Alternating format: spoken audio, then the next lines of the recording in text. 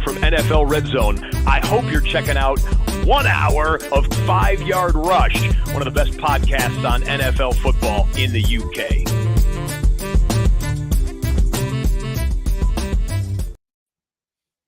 Yo, what's happening, Rush Nation? I am back. Apologies for last week. COVID got me good, but I managed to kick it into touch within 3 or 4 days. So that's the main thing, right? I'm back. And as always, the stalwart, the pillar of 5 Yard is opposite me in a digital sense, not like the good old days, Murf. How are you, my friend? I'm good. I've also kicked COVID to the touch. Finally tested negative today. 13 days tested positive, but we're through it now. So, yeah, thank goodness. And we're near the end of the fantasy season, man. 10 days. We got 10 days left. 32 games of football left to be played. And then we'll see where we are at the end of the season. And it's been a great season. It's been a long season, but it's been a good one.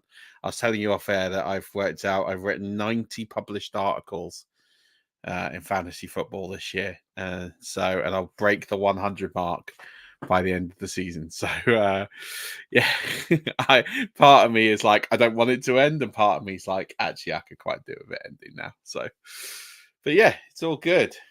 Yeah. And both our teams, I mean, you have slogged it out. And yeah, I was going to say, I think there's a bit of a delay. I was just saying also, weirdly, I think this is the first time in 5 Yard history that both our teams are in playoff contention in real life. The Broncos and the Buccaneers are in the hunt for playoff spots. Normally it's one or the other. It's never normally both. Is it truly playoff contention? Well, to make the playoffs, and neither are going to go far. Well, yeah, there is that. Is my internet terrible? Yeah, it is really bad. You're on a delay. Okay.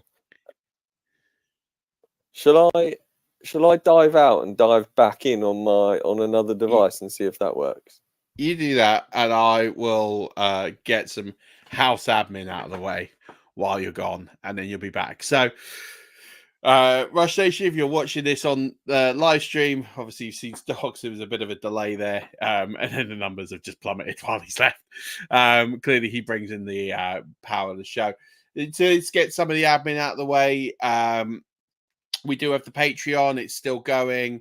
Be dropping a Patreon cast tomorrow to be helping all the Patreonies get through there. We'll be freezing the Patreon podcast. So if you join before the 31st December, you will get the next few months free. So it's a good opportunity to try out the community and make the most of it. Plenty of content dropping. The Strategy Points podcast will drop tomorrow. There'll be lots of stuff going on with stuff I write. You can follow all of that on the X Machine, Elon Musk's playground or fun ground or whatever we want to call it. Shout out to Shane, our guest last week. He did a phenomenal job. It's going to be a really interesting end of season. You know, we're really near the end now. I really want to get any questions if anyone watching who wants to ask anything. If you're posting them on if you're watching the stream on X or Twitter or Elon Musk Fun Ground, and we can't see them. So you have to post them on either the YouTube or the Facebook link and stream, and that's how we can see them. But happy to take any questions as we're going through this. I just want to give a shout out really to all the content creators out there who've been doing a phenomenal job.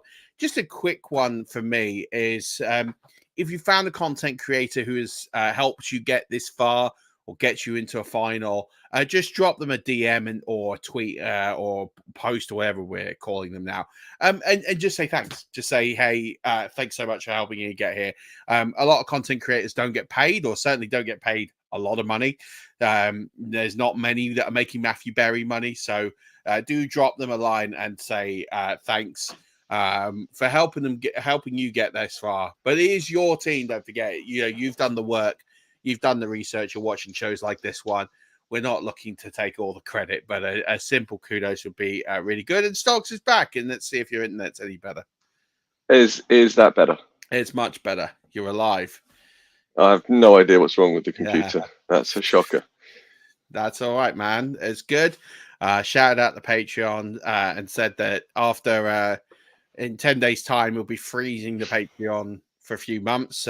There's still be stuff and content going on, but as a thank you to the patrons who have supported us this season, we won't be taking any more payments for a few months. Having said that, it does mean when it's on pause, we can't add new patrons.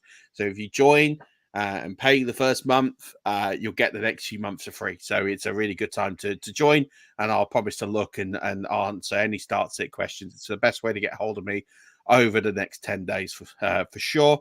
And then, yeah, it's just an exciting time. One thing I did want to share, I stupidly didn't bring it in with me, but I shared a photo with our writers. I got an amazing, I'm going to post it on social media after this. We finished our fundraising for the year.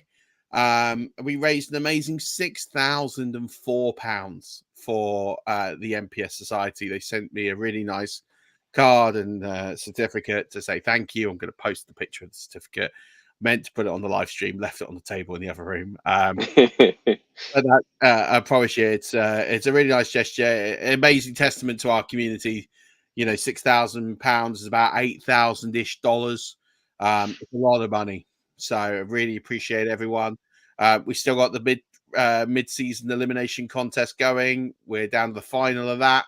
We've still got the Matt's Dad's charity contest to win the sort of semi-final range of that. Everyone that survives this week in that contest will get some form of prize that's been donated by the community. So amazing. We have the champion of champions down to the final four. I'm still in that. I'm actually all the competitions mentioned, which is like a nice boost. Yeah, I upset the 3 seed to make the semi-final. I don't think I'm going to win. I don't think I'm good enough, but it's nice to take the Cinderella run to the semi-finals of the champions. And yeah, all the 5-yard leagues are doing really well. A lot of them are really close. Some leagues had like 8 teams on like similar records, so like within 1 win.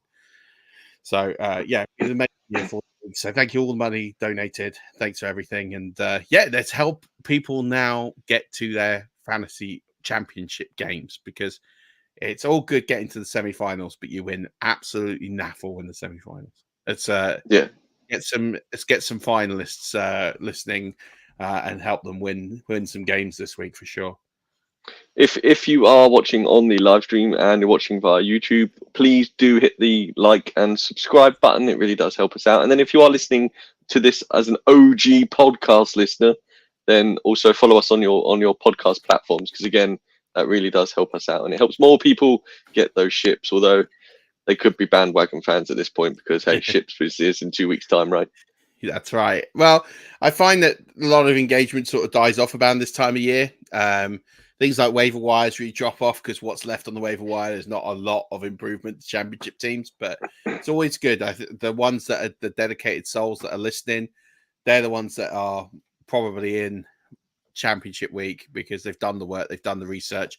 They've had to ride a bit of luck this year. You know, it's been a tough year for fantasy football, but it's been a good year as well. I think if you've been listening to us from the start, we made a lot of really bold calls. A lot of those bold calls have actually really paid off. Some didn't, but we definitely made some calls that have absolutely paid off for fantasy managers this season.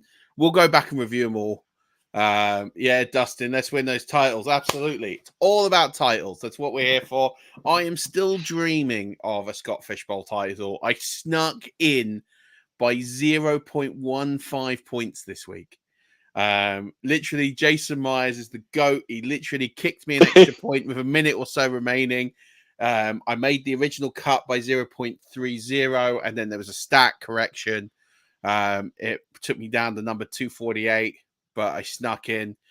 200 leave the competition this week. So my team, like of Derek Henry and Travis Etienne, that did absolutely naffle last week, are going to have to kick it into hyperdrive. And Patrick Mahomes, he did next to nothing last week. So I need some players to really kick it up a notch to make the final 50. It's not past you, big man. You're there. Just to be in the dance is one thing, and in the Scott Fishbowl, you are pretty much as close as you could possibly get. So yeah, it's I can't remember how far we got in our first year when we did the draft together. We didn't get as far as you are, but we did pretty well. Quarterfinals we made that year. Scott Fish Bowl 8 quarterfinals. Yeah, we had a good run that year. Made the quarterfinals again in, I want to say, Scott Fish Bowl 11. Yeah, I think it was 11. And then, yeah, this is the furthest I've been. So, yeah, fingers crossed. We still got Paul Pettit as well. He also writes for 5 Yard Rush. There's 4 guys, I believe, that are in the UK that are still alive, and 2 of them are 5-yarders, myself and Paul. Also, shout out to Dynasty Krill, Alistair Cook, and Anthony Clee at the Boyee are also alive. The Boyee, Anthony, has got an absolute monster team. So I think he's the leading light for the UK. I think he's got the best chance of getting the final, but we'll see. Pitsy, thanks very much. Yeah, I finally cleared COVID, so I went and got a trim. Yeah, much needed. I can't tell you for sure. And yeah, Robbie Anderson, that was a few years ago. He's Robbie Chosen now. He was Chosen Anderson last year. He's Robbie Chosen this year. Oh, he's not. Oh, I swear he's on the Dolphins. I think he scored a touchdown a few weeks ago. Yeah, I mean, fair play. I mean, I did tip him a few years ago and he absolutely bombed. But that was also the year that I said that Tom Brady would be a top 3 QB, and he was. So, you know, swings and roundabouts. You can't listen. I'm batting over 500. That's all I'm saying. If I can bat over 500, we'll keep it there. Love that, Dustin. Yeah. Yeah, absolutely. I think. Listen, I've got a lot of things wrong this year. I've got a lot of things right, and that's the process, right? You were never going to get anything right all the time. I stupidly said that Jalen Waddle wasn't going to have a good week. I wasn't thinking that Tyreek Hill was going to miss the game, and then he went off and had his best week of the season. Didn't see that coming, but you know, can't be right all the time. Otherwise, I'd be winning a lot of money and certainly wouldn't be doing this podcast. So. Yeah, there's always that. There's always that. So, you know, you talked about Jalen Waddle. Anything else from week 14 that surprised you?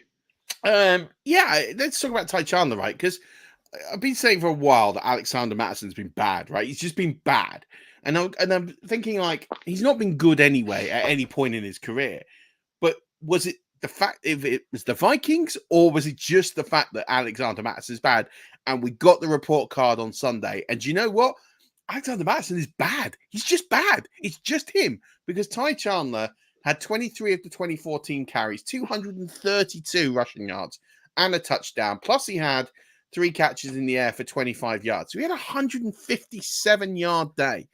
To tell you how bad Alexander Mattison has been, he had back-to-back 90-plus yard games in week 3 and week 4, and has only cleared 80 rushing yards once this season after that.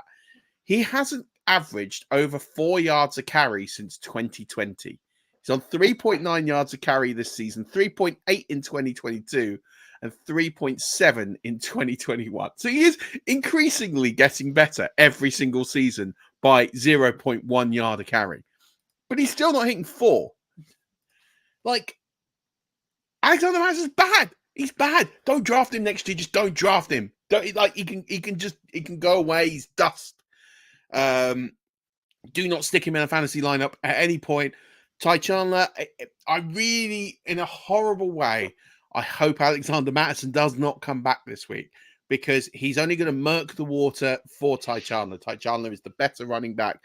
Ty Chandler is definitely the more explosive. He gets the production out of that team.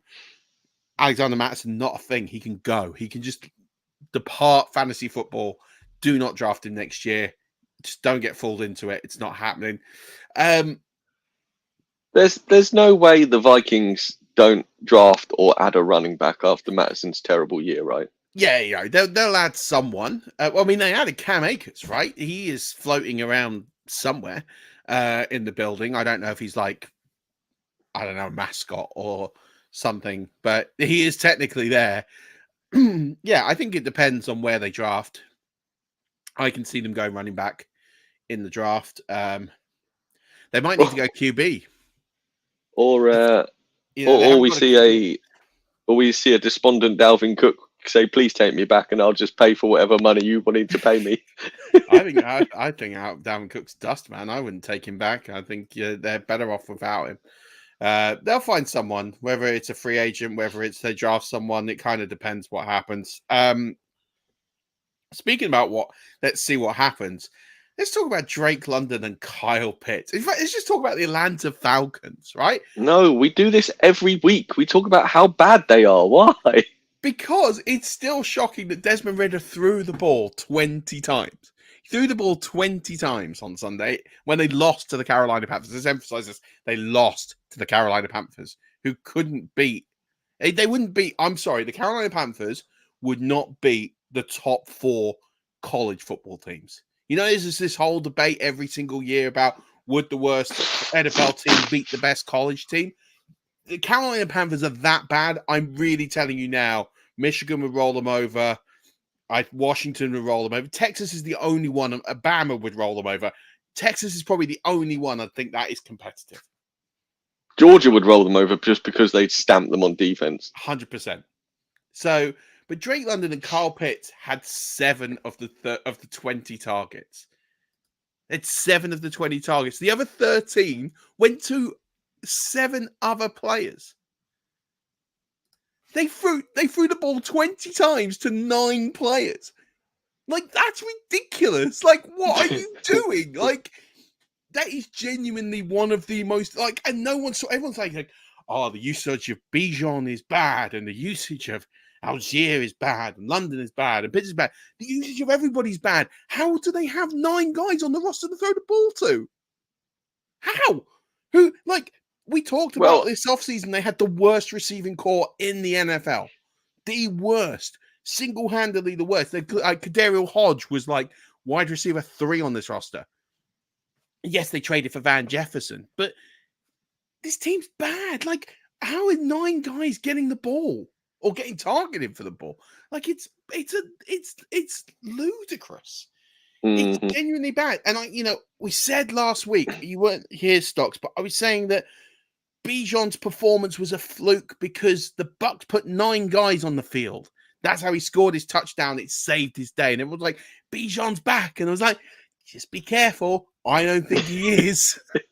And I'm not trying to toot my own horn here, but you cannot trust the Atlanta Falcons. If you have Bijan, if you have Drake London, if you have Kyle Pitts, they all need to leave your lineup this week. They got Taylor Heineke under center again. They stupidly have dropped their quarterback again. They keep flip-flopping. They can't make a decision. It's embarrassingly bad. I can't put an Atlanta Falcon player in a fantasy lineup that is fighting for a title unless I literally have no one else. Like, I'm telling you now, if you give me the choice between Drake London and DeMarcus Robinson of the Rams, I'm taking Robinson.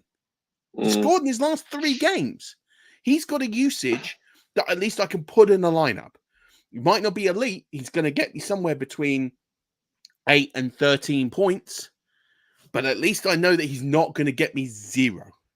And Drake London genuinely could get you like 2 points this week. Like, can you really roll out and trust a fantasy lineup with a single Atlanta Falcon in it? I can't. I genuinely can't. Unless there's literally no one else. If there's no one else, fine. Like, you got to roll it.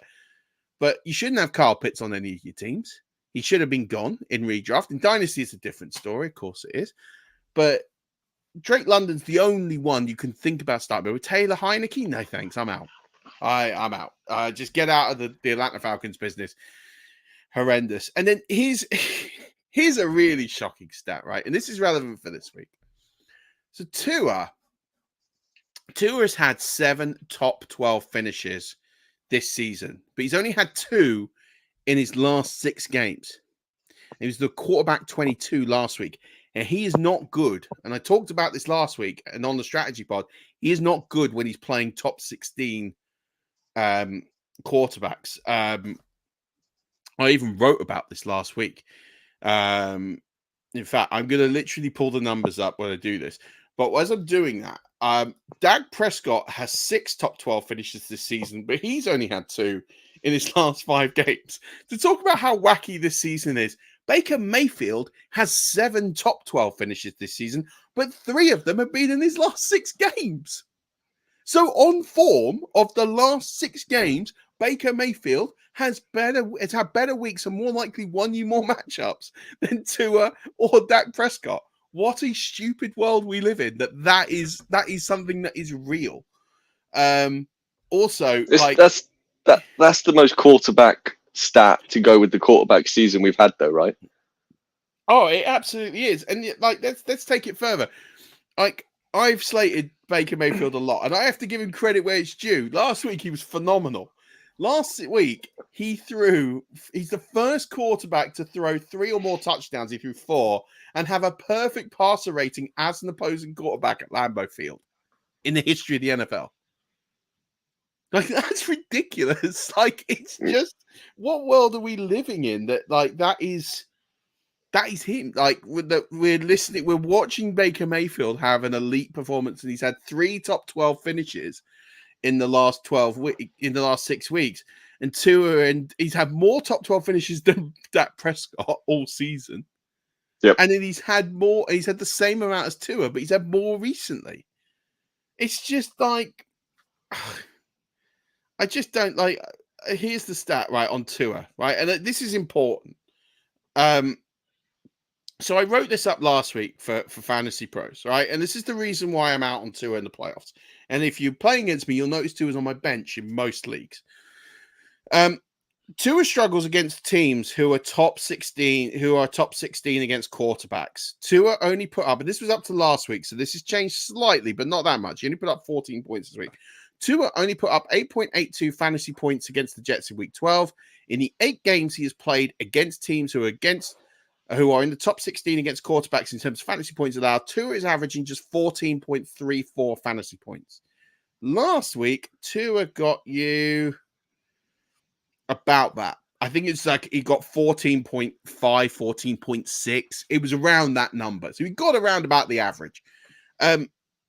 You just can't trust Tua in the fantasy playoffs. He just does not have a good record against good top 16 defenses. If he's averaging 14 points, he hit that average last week. And that was a game where they won 30-0. Going to be in slightly more competitive games. That could mean he throws it a bit more. He might have Tyreek Hill back. That might add a bit. I'm just saying, just be a little bit careful of Tyreek Hill, or of Tua Tagovailoa in the next 2 weeks, because that average of 14.34 fantasy points when he's playing teams against the top 16, he's got them in the next 2 weeks.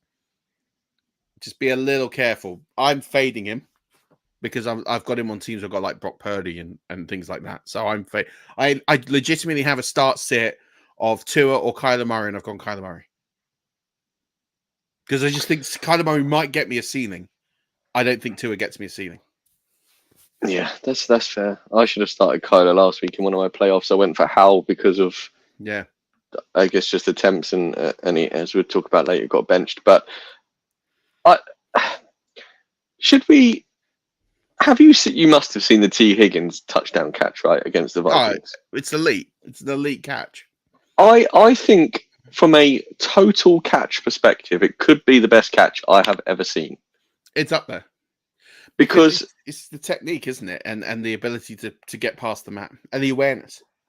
That's it. It's the awareness of not only where he is and how he's caught the ball, but where the goal line is and what to do with the football whilst catching it.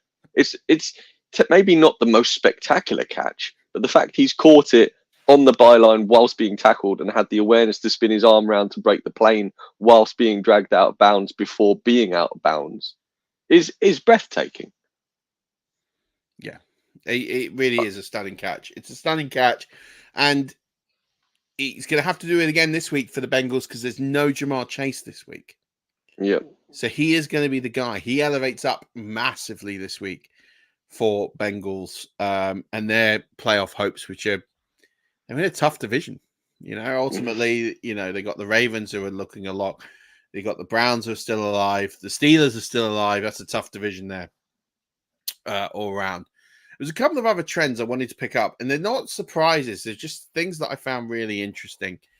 So let's talk about Jared Goff, right? So Jared Goff had an absolute stinker against the Bears a couple of weeks ago. He had a reasonably good game last week. And I've been looking through and like trying to understand why Jared Goff sometimes just puts in a really bad fantasy performance. And you're going to laugh when I tell you this, but it's because it's cold. He's a California boy and he genuinely struggles in the cold. So in Jared Goff's career, he's played 22 games outside in the winter cold. And when he has done, and that's where it's like single digits in Celsius. So we're talking like sub 45-ish is about that line. He's averaging in the winter cold where it's like single digits in Celsius. He's averaging a pitiful 12.9 fantasy points. So in week 14 against the Bears, he was held to 161 yards. He threw multiple picks. The game time temperature was 36 degrees Fahrenheit, which is about 2 degrees. So when it's that cold, he genuinely struggles. Now, when it's indoors, Goff's fantasy average jumps to a pretty good 19.1 points per game. There is good news. He is indoors for the rest of the fantasy season. So if you're like umming and ahhing on whether to start Jared Goff, he's not playing in the cold. He's playing indoors. He's in bowls for both games. You can start him. You can feel pretty comfortable with that. But it's just interesting that he struggles when it is really cold. So this resonated with me, and I've just been looking it up. And I can't seem to find an answer. I think the same can be said for UFC, another California team. They tend to play terribly when they go to cold places, and you think with all the traveling teams do now in the NFL and college that they would be not used to it, but be able to acclimatize better. Yeah, but how do you? The Buccaneers were the same for years. The Buccaneers, whenever they used to travel on the road in winter conditions, used to really struggle. And it's only been the last sort of half a dozen years. When they had Tom Brady, one of the best cold weather quarterbacks. But you say that, but they did it at the weekend. They did it. They went to Lambeau in the weekend when it was similar temperature, and they absolutely bossed it. So it's not just Tom Brady. There has been a seismic shift in the last 4 or 5 years where the Buccaneers aren't doing better in colder conditions, but they used to historically be horrific. And they're not the only team. There's quite a few teams that have generally struggled on the road in the cold. The Dolphins are one that sort of popped to mind as well. Another stat is, I've been really perplexed by Breece Hall this year. So I'm like trying to understand, and I know that the team is bad, right? And I know they're on to Trevor Siemian at quarterback this week. So all bets are off as to what happens for the Jets. But through the first 7 games, 31% of Breece Hall's fantasy points came through the air. So he was generally getting the majority of his points as a rushing running back, which is kind of what you would expect. But since then, over the second half of the season, more than 80% of his fantasy production has come through the air. Like more than 80% of his production as a running back has come as effectively as a wide receiver.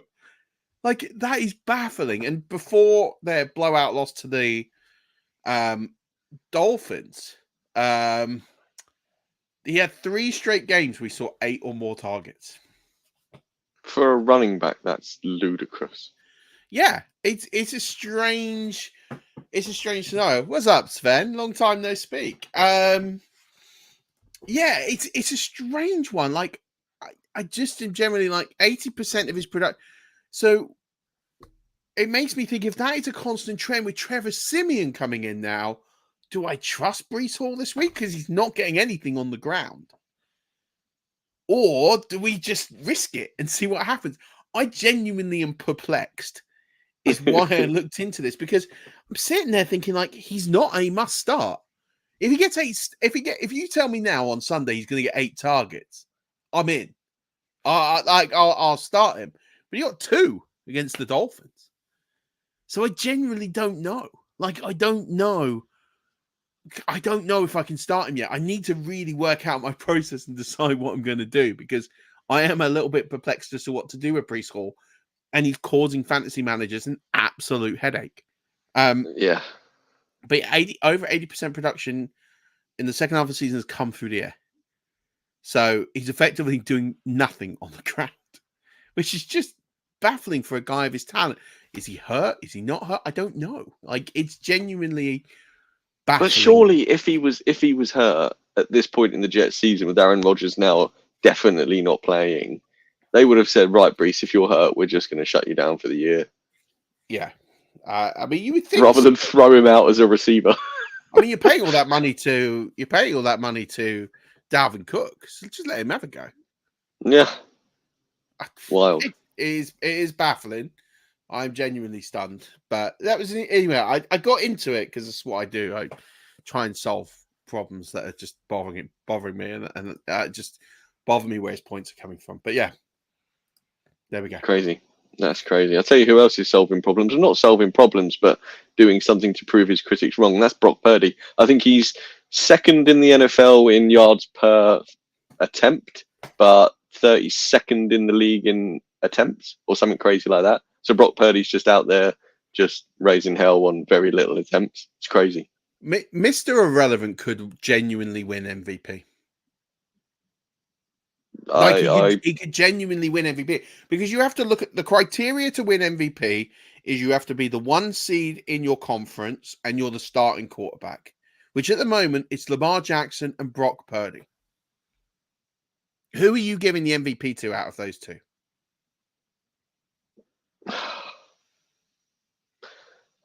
That's such a difficult question, because I think Lamar's had an unbelievable year. I'm giving it to Purdy because we didn't expect it. Well, there is that. Is Lamar Jackson any better than he was? And it's unfair. It's unfair. I totally understand this. Don't come at me, because I love Lamar Jackson. But he is not as good as he was in his MVP year. Yeah, and I think the same can be said for CM. Like CMC is exactly the same, right? He's had a 1,000 season, and he's not going to get that this year in receiving. So he's nowhere near as good as he was in his best year, and he didn't win MVP then. No, and unfortunately, running backs don't win it. As much as personally, I think he deserves it. I think even Brock Purdy says he deserves it. I wouldn't be angry if he won it, but I can't see it. It's so if things stay as they stand, and that is, we still got 3 games to play. Brock Purdy, for me, probably is going to win the MVP. Yeah, I think Mr. Irrelevant winning the MVP would literally send the NFL draft into. This would be like this would be getting there with like Brady at 199 stuff.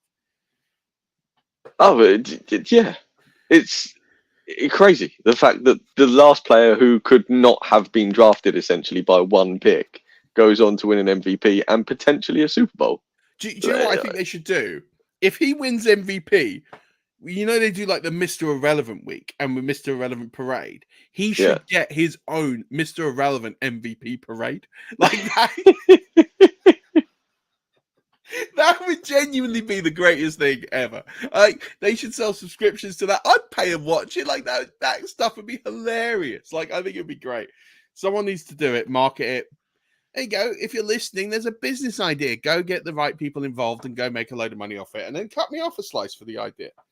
I think it would be nice for him to win it, because he was the last, or one of the last of the generation of the non-NIL deals. So you got Arch Manning out there making 3.2 something million this year, and Brock Purdy's on 700 grand, like 5 times what Brock Purdy's earned, and the guy could be an NFL MVP. And Arch Manning hasn't really played football yet.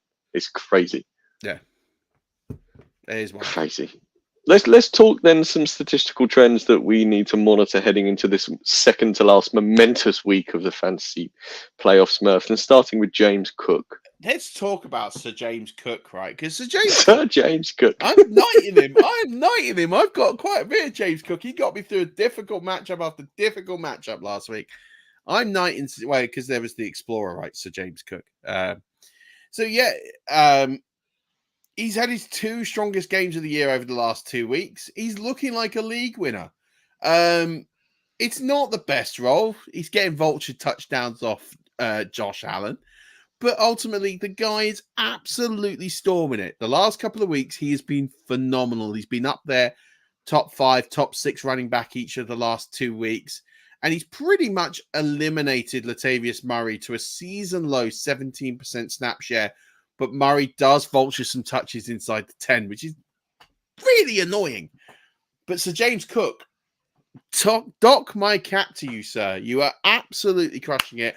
I'm excited to see what you bring this week. I hope I'm playing more with you than against you this week. Let's put it that way. Yeah, I've had no James Cook this season, and I've suffered for it. Ty Chandler, we mentioned him earlier. If anything else you want to mention on him before we shift on? Huge load, 79% of snaps. I put that he's likely to earn a 50-50 share of Alexander Mattison if he's back.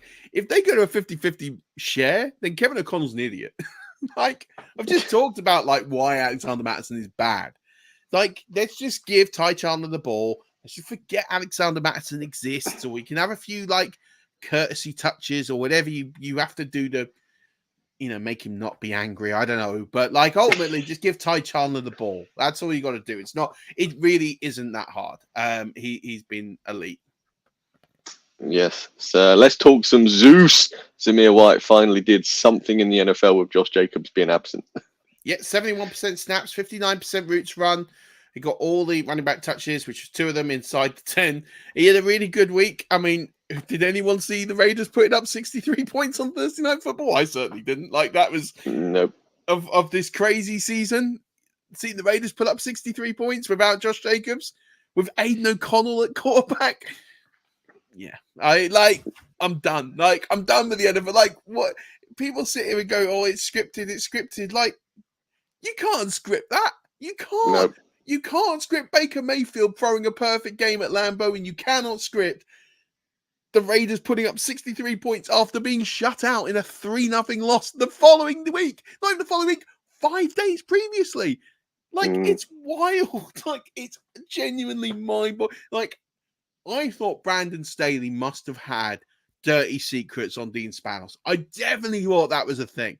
Because it's like, how is Staley not being fired? And then he loses. The Raiders come to town, put up 63 points, and they're like, "Yeah, seen enough. He can go." Like, yeah. I was like, I can't believe Brandon Staley was still in the job until Friday. Like, that was wild. Like, if Aiden O'Connell and the Raiders with no head coach put up 63 points against you, yeah, you deserve to lose your job. Yeah, he's probably going to go, yeah, fair enough. I can't argue. I've got no defense. I've already packed. I'm off. Yeah, to be honest, I was expecting this phone call. I thought it was coming 4 hours previously. I don't know what you were doing. I'll take the extra day's pay, though. Cheers. Yeah. Yeah, wild. But Zamir White is no longer going to be a thing because it looks like Josh Jacobs is packed this week. So Zamir White will pretty much do very little this week. Yeah. Talking of someone who's not back, Keelan Allen has just been ruled out of this weekend's football. That's so bad. Yeah, I know. That's a killer. It's a killer to some of my teams. I played in my second home league, the one that I'm not in with you, Murf, but another one. I made a big playoff push for Keenan Allen and traded a first round pick for him this year, and then he didn't play last week. And had I've made the playoffs, he wouldn't have played today. So I've now got an aging wide receiver that didn't help me in the playoffs. So thank you, Mr. Allen. Although I don't blame him with the state that the Chargers are currently in. Yeah, it's a tough place to be. What did something just popped up about Taylor and Pittman as well, but I couldn't see it. Both practiced today. Oh, well, that's good news. That's good news. Devin Singletary, Murph, continues to do Singletary stuff.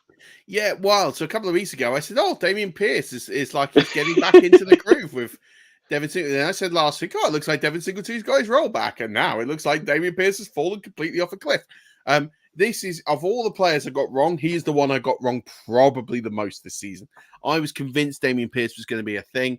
I made a big thing about he'd been shot and he came back. No, it was Brian Robinson. I said Damian Pierce had a heavy role, though. I think he was the other one. But we were right about Brian Robinson, so I'm okay with that one. It's because he got shot. That's why, and he came back. But yeah, I did think Pierce would have a big role. And I didn't think Devin Singletary was going to be a thing, and he has. 75% of snaps, 58% route runs. He had 31 touches on Sunday. Now, I know that they didn't have CJ Stroud, But did anyone see a 31-touch Devin Singletary game coming? Because I certainly didn't. He had 170 total yards. Like, Dameon Pierce played on 4 snaps in a game that was so running back heavy for them that Devin Singletary had 31 touches. Pierce played on 4 snaps. That's not unusual. Like, Singletary did have a 30-carry game a couple of weeks ago, though. 30-touch game, yeah, but Pierce played a lot of snaps as well. It was a very running heavy game with the conditions. For Pierce to play 4 snaps, that is bye-bye, he's done. Like, if he's on your rosters, he can go. I'm genuinely concerned when they had no CJ Stroud, they had Case Keenum stinking up the place, and they let Devin Singletary basically just have every ball. It's just like, yeah, and Noah Brown got a bit. If Dameon Pierce can't get anything in that game script, he done. 4 snaps? Yeah, bye. He can go off rosters. If you've got him anywhere, he can go. If he's in Dynasty, maybe see if he gets traded. It's fair. Rashee Rice. Love him. Absolutely love Rashee Rice. First game over, 90% of routes. He is absolutely smashing all those key peripheral numbers. He is a mid-range wide receiver 2 for the rest of the season with wide receiver 1 upside. He is a smash play in every single line. If you have Rashee Rice in your fantasy roster and he is not starting, I'd love to see your roster. Because I'd love to know how you can't get him in your team. He is, for me, easily a top 15 wide receiver rest of the season. Good schedule, good matchups. Everything goes his way. I'm all for Rashee Rice. He's absolutely dominating. That role is just getting bigger and bigger and bigger. And with no Sky Moore and with the rest of his supporting cast being bang average, it really is Rashee Rice to the moon for the rest of the fantasy playoffs. The new cryptocurrency, Rashee Rice to the moon. Trey McBride, Murf. You continually talk about this fella, and it's for good stuff. So I think Dynasty Rich Cooling was on a couple of weeks ago, said that he would have Trey McBride in his Dynasty rankings over Sam Laporta because of Sam Laporta likely getting and probably getting some touchdown regression. I'm completely with Rich on this, 120%. I am literally Sam Laporta. If you gave me a choice right now to draft Trey McBride or Sam Laporta, I'm taking Trey McBride because his role is completely replicable. It's the same. It could have the same role next season. He still missed time. He missed some time in the week, in the game. He had to go off. He had his shoulder. He had 11 targets on just 72% of routes run because he missed some time. So that meant he had 33% of targets per route run. So every time he ran a route, every 1 in 3 he got the ball, which is just an absurd number. A good number is somewhere around about 25%. 33 is elite. Like, that's an elite number. So he is clearly, like, he's on the field, he's getting the ball. And that is what's going to happen. So if you have Trey McBride in your fantasy lineups, he is going to be a significant advantage, especially in PPR for the rest of the season. Okie dokie. Let's talk about another tight end who's had a monster week, David Njoku. Well, he's not just a monster week last week, but ever since Joe Flacco's come back or come into the side, David Njoku has just gone off. He's been absolutely monstrous. He scored a couple of touchdowns 2 weeks ago. He follows that up with 14 targets. And we just talked about Trey McBride having 33% targets per route run. David Njoku beat that. He had 37% targets per route run. Like, that's ridiculous. It's such an insanely high number. He is absolutely dominating, but he's also really efficient with the ball when he's got it as well. So David Njoku is a top 5 fantasy tight end for the rest of the season.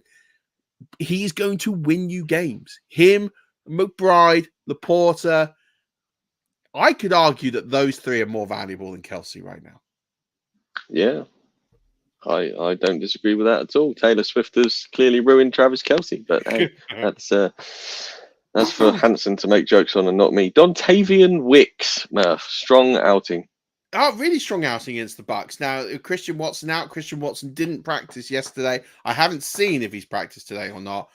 He had 7 targets, led the team, 97 yards receiving, season high, 76% of routes. This guy was a waiver wire ad this week. You had to add him, if nothing else, because you didn't want someone else to start him against you.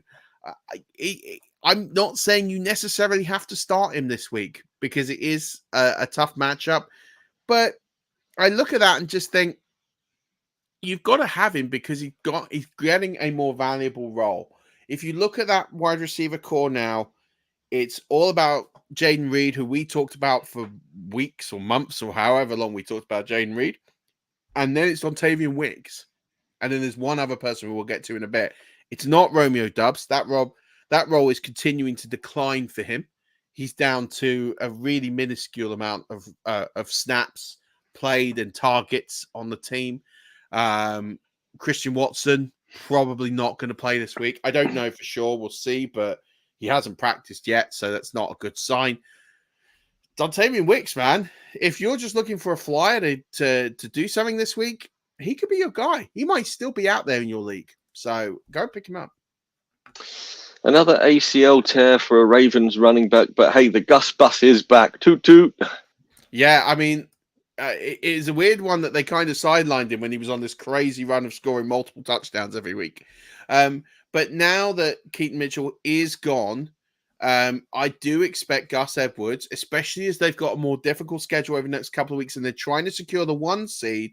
I expect Gus Edwards to have an elevated role. He's clearly, when they've been the 2 running backs, him and Hill, he dominated. When he had his best weeks, there was no Keaton Mitchell. It was just him. It was just Hill. I do expect Melvin Gordon to probably get a few snaps here or there because it seems to be that they like to have multiple running backs available to them. But I expect an elevated role for the Gus Bus. I expect him to be a startable option. I've got him inside my top 20 running backs this week. And I think if he can score you a couple of touchdowns this week, which is very doable, he's getting all the work inside the 10, he could be a running back 1 this week. Yeah, I got quite a lot of Gus Bus in my playoff team, so I'm excited for hopefully to punch home those 2 touchdowns that you just promised me, Murph. Let's talk some Jameson Williams. Yeah, I mean, look, he's finally starting to be the wide receiver that we kind of half expected when he was drafted. He's up to a season high 72% of routes. He had 7 targets. He had 113 air yards. Everything was kind of going well for Jameson Williams. It is all trending upwards. It's not necessarily correlating in the box score yet, but that role is growing. If you're a dynasty player and you have Jameson Williams, this is the kind of thing you want to see. Jameson Williams can't start in a redraft league. He's not unless you're in a super deep league, he's not a player I'd be playing in the championship playoffs. But this is what you want to see from the Lions and from Jameson Williams for at least the rest of the season to give you confidence for next season if he can start the season healthy. Josh Reynolds is under 60% of routes. It's the 2nd straight week that's happened, but it's only the 3rd time all year that's happened. So it definitely is very much like Josh Reynolds is on the downturn. Jameson Williams is on the upward turn. But Jameson Williams isn't in a startable conversation yet. But as a dynasty owner of Jameson Williams, you'll be at least pleased to see an upward trajectory in his performance. How about Darren Waller? Is he startable this week? Yeah, I think you've got to start him with how bad the tight end position is. He's a low-end tight end 1 for me. 27% targets per route run. That's a really good rate. He did only run in 48% of routes in his return. It's not a surprise. He's been out with an injury, but he's still got 6 targets on those 48 routes. So really good number to see for Darren Waller. It'd be really good to see that number this week. There isn't really a lot of talent on this roster. Tommy DeVito isn't really a deep ball passer. He's going to keep it shallow and short. I expect Darren Waller to be significant in the final weeks of the season if he stays healthy. Okay, let's talk some Jalen Waddle. What are you doing with him now? Tyreek is back at practice. He goes back to my bench. He goes back to my bench this week. I can't start him. Going into this week, Jalen Waddle was the wide receiver 28. Right, so going to last week, sorry. He was the wide receiver 28 going into last week. Yes, Hill goes out. Yes, he has a monster game because there isn't another wide receiver to target. They don't really play with tight ends.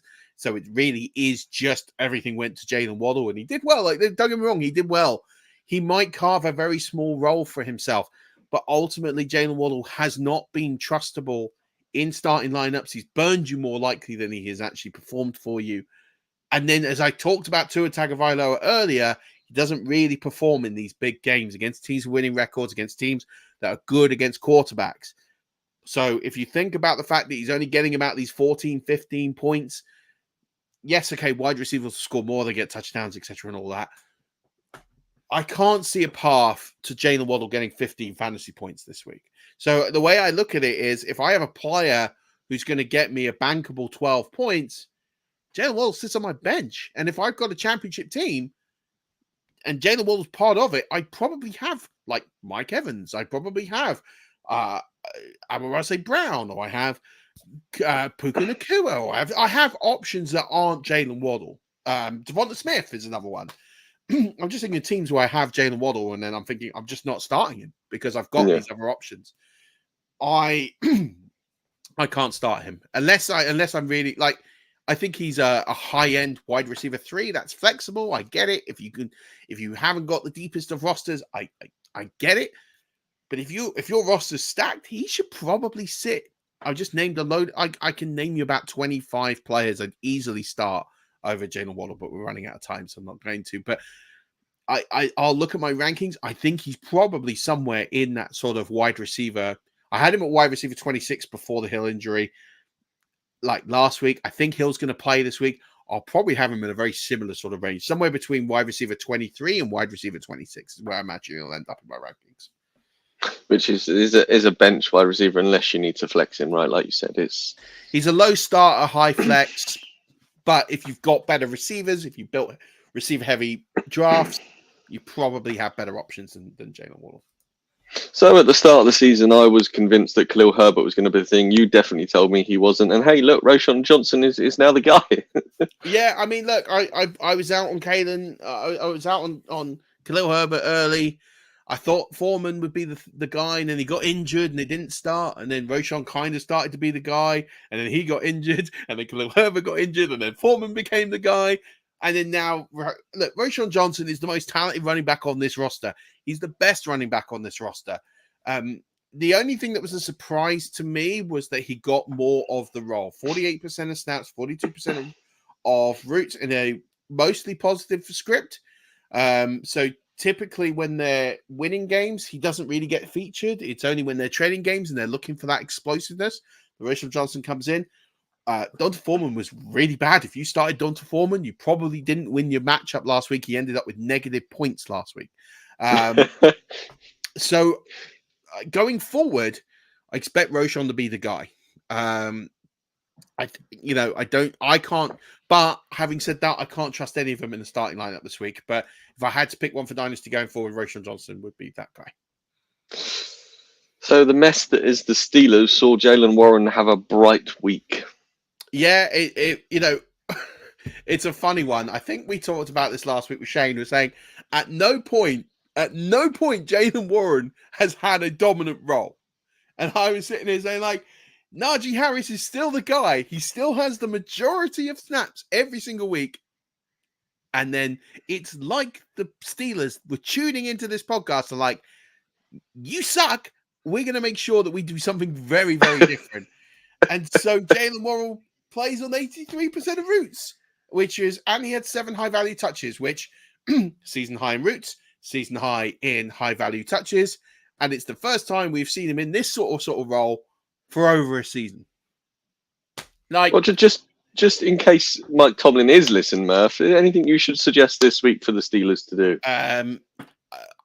They don't listen to me because I said get rid of Matt Canada about like a year ago. But I just want to salute him. I said, listen, you've got a pretty average team and you're in contention. Like, kudos to you, my friend. You're having a great season. He doesn't need to listen to me. He's a god in football. Like, for what he does with mediocre talent, like, hats off to you. I can't criticize Mike Tomlin one iota. He's not an offensive guy. He's a defensive guy.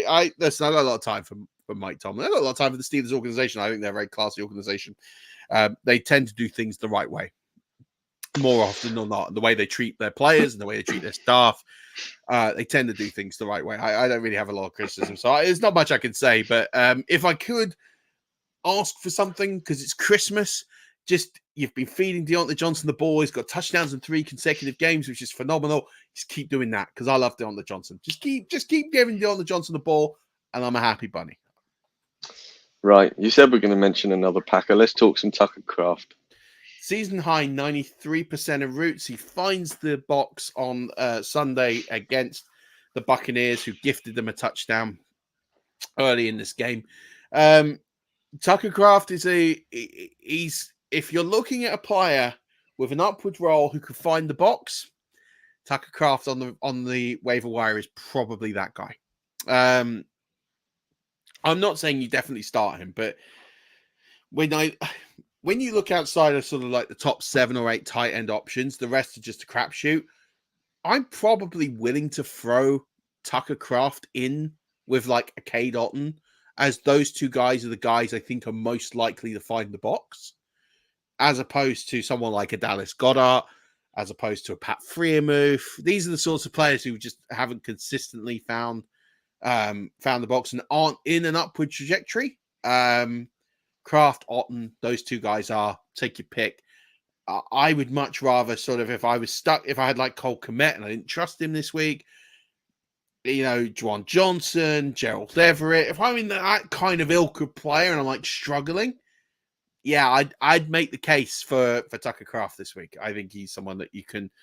I'm not saying he's going to find the box, but I'm looking at players with upward trajectories. He's definitely in that scheme of players that are going in the right direction, as is Cade Otton. Those two guys are guys I'm thinking they could find the box this weekend. They're more likely to find it than guys like Hunter Henry, who doesn't score touchdowns on the road, for example. So, yeah, give it a spin if you're desperate for touchdowns at the tight end position. Finding the box. Sam Howell got benched.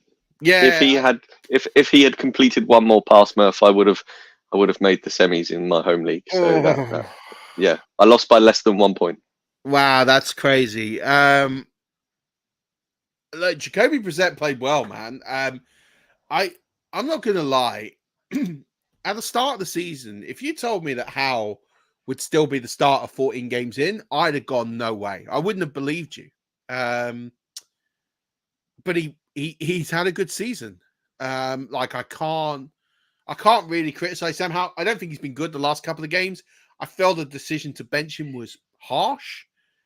And then now you've got Pandora's box, because now you've sort of said, hey, we got Jacoby. He's experienced and he played pretty well.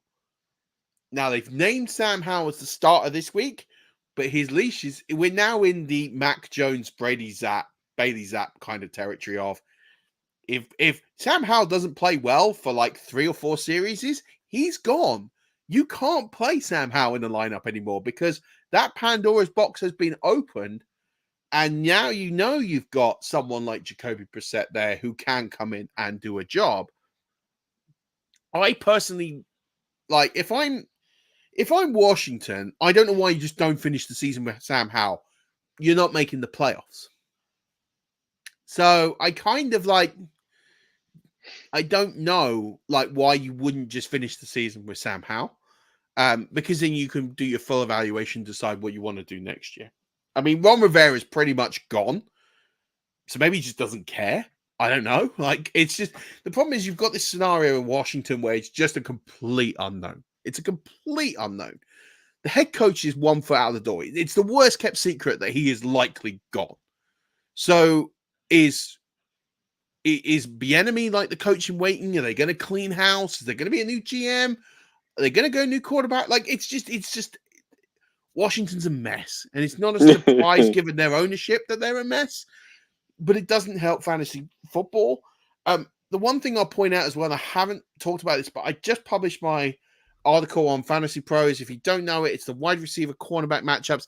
I've got Curtis Samuel in there as a matchup I'm looking to swerve this week. I hate his matchup. He's up against Marlon Humphrey. Sorry, no, sorry, he's not. let me get it right. He is up against Michael Carter of the Jets. So Carter, top 6 corner in the league in terms of fantasy points per route run conceded, is in a lack of them. The Jets only allow 17.9 fantasy points per game to fantasy wide receivers, and then you've got this mess of what's going on at quarterback, head coach. I'm just fading them all. Like, Thomas can sit, Samuel can sit, McLaurin can sit, Howell can sit. They can all sit because I just don't like that situation against the Jets. don't love it. And if I'm wrong, I'll swallow it. But none of them are good enough. They're not elite. We're not talking about benching a Justin Jefferson here. We're not talking about benching an elite player. The only one that I might consider playing if he's healthy, and he certainly doesn't look it at the moment, is Brian Robinson. Everyone else, I'm out. I don't want part of it. If I had Logan Thomas, he can go. I'll take Kraft or Otten or one of those guys. I just don't want part of Washington this week against the Jets with all that uncertainty. And now we've got Pandora's box opened. Nah, no thanks. I'm out. Fair. That's absolutely fair. A blast from the past. The name I recognise on this doc, Tommy Tremble. I know, right? Tommy Tremble. I didn't Wild. really know. Yeah, I mean, I don't know why I put him on here. I'll be honest with you. I was like, I'm thinking like I haven't talked about a Panthers player for about 5 weeks now. I'm thinking like I should probably mention something of them. And so Tommy Tremble, 71% of routes, which was a season high. Don't start him. Don't grab him. I just don't. It's just interesting in a game that they won 9-7. Tommy Tremble got some action. Like, it's a Carolina. It's a Carolina trend. It's basically like it's Chuba Hubbard and no one else. Just forget about the Panthers are one of those teams you can just ignore. Like you can just go away. They're not important, unfortunately. Like, and I don't mean to upset Panthers fans, but no, the Panthers are doing that. I probably already did that when I said that the top 4 college teams would beat them. But yeah, I mean, I don't know what to say. Just like Tommy Tremble, 71% snaps. Maybe that's a thing. I don't really know. I don't trust it enough to put him in a lineup or even waiver bid him. But who knows? If he finds the box this week, I look like a genius. That's probably the only reason I put it on there. But yeah, I don't trust him at all. And then last up, former Denver Bronco Noah Fant. You know how much I love Noah Fant. So anytime I get to talk about him in a positive light, I'm going to do it. Season high, 69% of routes. He was the main tight end in 11 personnel, which is good. And basically, I think they're going to stay 11 personnel more. JSN starting to become more of a thing. He scored the crucial touchdown for them to beat the Eagles. By the way, I have to shout this out. Have you seen the moment that the game's about to end and Drew Lock and Geno Smith have a moment? No. It's a beautiful thing. Like this is why I love sport. So like Drew Lock is doing like I think it's almost like a Mobot on his chest. He's going like that. I don't know, maybe it's heart. I can't quite tell what he's doing. He's doing like this sort of motion, and then Geno Smith, who's on the touchline, who's injured and he's not playing, he's doing the exact same thing on the touchline. He's looking at Drew Lock and he's doing the exact same thing. And it's a really beautiful moment of a guy who has gone through a heck of a lot in his career in Geno Smith to eventually get a starting gig. He gets injured and he's supporting his backup. It was just a really nice, touching moment for sports. And Drew Lock is one of those guys that he's not blessed with elite talent, but you can't help but root for the guy. He's got a really great personality. He's got a really great heart and kindness, and he just is one of life's good guys. Like you can't help but root for him. Can't help but root for him. And it was a nice moment. But basically, JSN, I think they're going to try and get all 3 wide receivers on the field. That will mean an uptick for Noah Fant.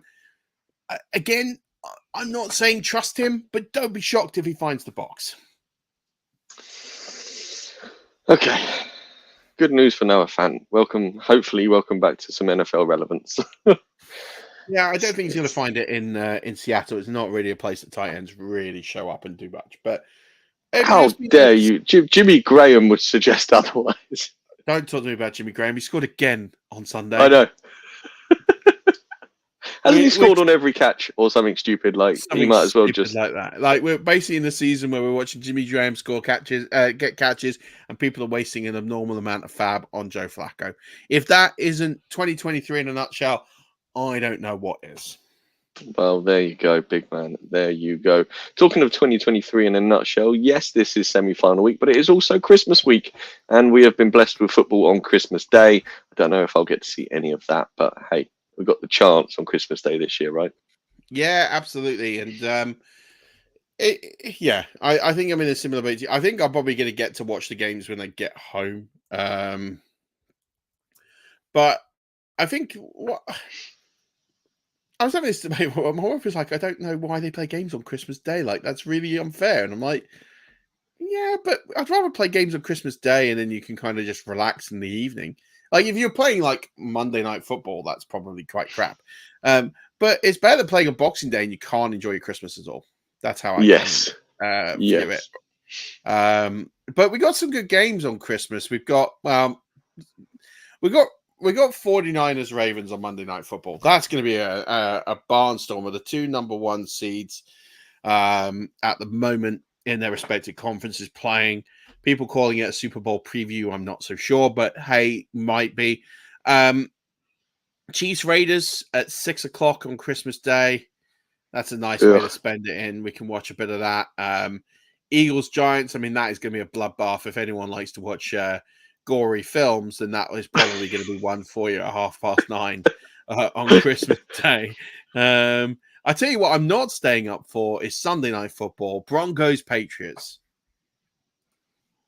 Well, it's technically Christmas Day for us. That 1:15 Christmas morning. I'll go to bed. Well, as a Broncos fan, I will also be in bed. So there you go. That's only that. We got some great games this week: Dolphins, Cowboys, Bucks, Jags, Vikings, Lions. There's some really good games this week. Chargers, Bills, if the Chargers can, get off the sofa. Steelers, Bengals, Rams, Saints. That's tonight. Some good games, man, this week. It's getting down to the nitty gritty. And I mean, tonight's game is going to be a tough one, but it's going to be a good one. Yeah, for sure. Right, Rush Nation, that is going to wrap up the show for today. We would like to wish you a very, very Merry Christmas from the 5 Yard staff. Hope you all enjoy your festivities, whatever you are doing. If you are traveling, I hope it goes well and you stay safe. If you have got the in-laws round, best of luck. And just enjoy yourselves, enjoy the football. And we hope to see you in the finals to get some ships. It's 2 games away before those docks start filling up. Big man, I hope you enjoy your Christmas period. Thanks very much. Same to you. My wife rejected my plea for the 12th year in a row for me to sod off alone to the Caribbean. So I will be spending Christmas with family. But hey, do you know what's great? Is there's another Christmas next year and I can put in another request next year and it will get denied next year. But I'm going to keep trying like that. It's like that and my lazy boy are the 2 main things I fight for in life that I never get. But hopefully one day I will have both. I feel like the lazy boy is the front runner in that competition. I tell you now, it's not. There's no way you're not getting a lazy boy over going to the Caribbean on your own at Christmas. I promise you, I'm more likely to get the Caribbean at Christmas than I'm the lazy boy. Well, that is the most 2023 NFL comment I have ever heard. We'll see. But yeah.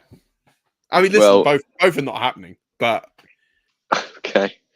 Yeah. The thing is, the way that my wife would justify it is that the Caribbean would be like me for like a week max, and then that would be it. It would suck, but that would be what it is. The lazy boy would be for life. You need a bumper sticker. Lazy boys are not just for Christmas. No, I kid you not. It's on my bucket list to own a lazy boy. Okay. Who knows? I've advertised this. It will happen one day. Well, from me to you, let's hope it really does. But I really do hope you enjoy your Christmas period. Enjoy spending time in dreary England instead of the Caribbean, because hey, home is where the heart is, right? Rush Nation, don't forget to follow the podcast on X at 5 Yard Rush and follow the big man at Murf_NFL. But until the in-between Christmas and New Year period that doesn't really have a name, as always, don't forget, keep rushing.